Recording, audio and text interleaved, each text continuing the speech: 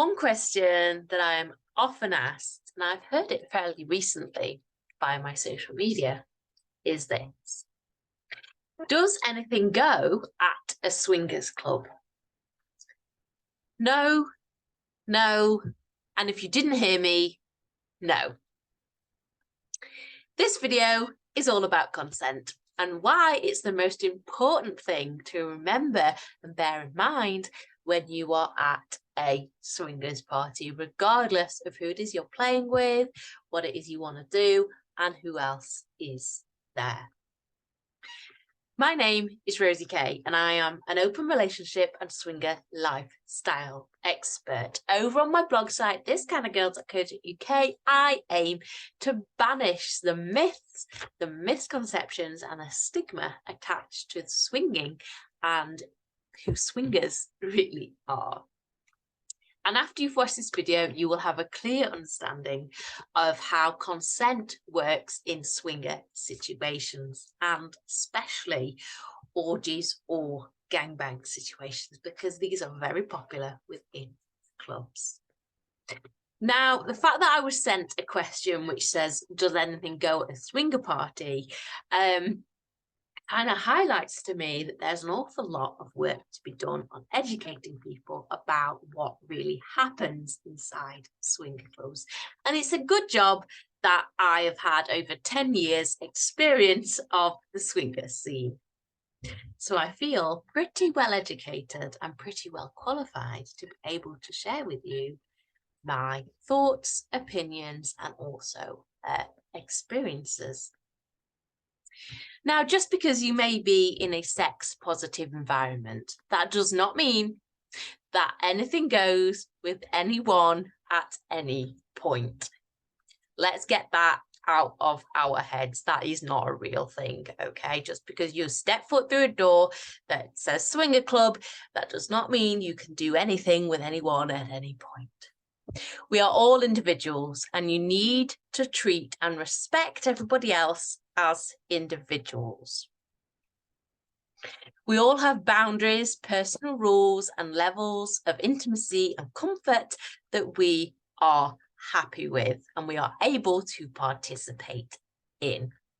Instead of trying to figure out what somebody wants to do, presuming what somebody wants to do, or asking their husband or wife what it is they want to do, you need to be able to ask. But what if it's not always as easy as having that one-to-one conversation? What if there's something happening and you want to get involved? This is one of the biggest things which so many people get wrong, and it's one of the complaints I hear the most from my coaching clients when they're talking about their experiences within the lifestyle. Very often couples come to me having been to a swingers club, and they then have experienced these things. They then come to me for advice and help on how to combat these things. So one of the topics which I get asked, or one of the questions I get asked frequently is, hi Rosie, we were in a situation at the weekend, or we were participating in an orgy, or we were playing with another couple, and a single guy approached us, or another couple approached us, and they just started touching us, and it freaked us out. What can we do? So this is why I wanted to make this video. Now, there's so much I could say about this topic. Luckily, I have written a blog article on it. You can find it on my site, ThisKindaGirl.co.uk, and it's titled How to Act in a Swingers Club, and there's whole paragraphs on this. So, first of all, I'm going to talk about how to ask for consent when you see a group situation or an orgy or a gangbang or something, when it's not like a one-to-one kind of conversation you're having, how to approach someone, how to approach a situation. Before I participated in an orgy, I was unsure how to communicate to others around me as to what I enjoyed and what I didn't enjoy. And sometimes I have found that there is a huge double standard when it comes to orgy participation. If a man doesn't ask for permission to touch a woman or a man, and he does so anyway, things could very quickly escalate, and he could easily face accusations and then suffer consequences. On the other hand, if a woman touches another woman or a man without asking for consent, it's not always treated in the same way. I hope you see my point there.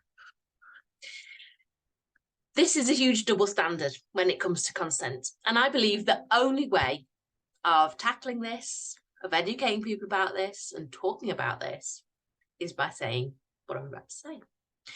You must ask for consent, regardless of the situation, the person, the intimacy, or just because somebody is involved in something, that does not mean it is an open invitation for you to invite yourself into that, okay? If you are in a club or party and you see something taking place, regardless of your gender, your orientation, whatever's happening, whether you want to be involved in it, on what level of involvement you want to have, you need to ask permission from the person or the people you want to play with, not their husband, not their wife, not other people around them, but them, before you get involved. I've had situations in the past where I've been involved in things and a single guy's approached and he hasn't spoken to me. He's spoken to the male partner I've been with, my boyfriend at the time, and he spoke to him and he asked him if he could play with me. Absolutely not. Ask me and we'll talk about it. Ask me and we'll discuss. Ask somebody else on my behalf? Absolutely not. But I see this happening. And again, it's something which my coaching clients have come to me and they said, Rosie, you didn't ask my husband. He asked my husband, she didn't ask me. It's something which so many people get wrong. So don't do it. It could be as simple as asking, can I touch you? Would you object if I joined in? Is that okay if I kiss you here? And if they say yes, and only if they say yes, you can proceed. Otherwise, it is a no-go. Now, I know that sometimes if there's an orgy going on, or if there's, lots of, I'm going to say intimacies, activities happening, it can always be hard to kind of approach people. And often people kind of, they'll stand or they'll watch and they'll want to get involved, but they just won't know how to do it because there's so much already going on. Sometimes it's not always right for you to suddenly join in and you really do have to pick your time.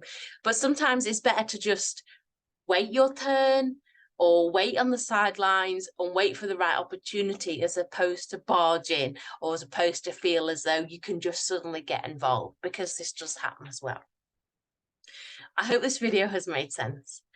If you'd like to have read more advice on this, if you'd like to find out more about it, as I said, you can read the blog article on my site, ThisKindaGirl.co.uk. It's titled How to Act in a Swingers Club.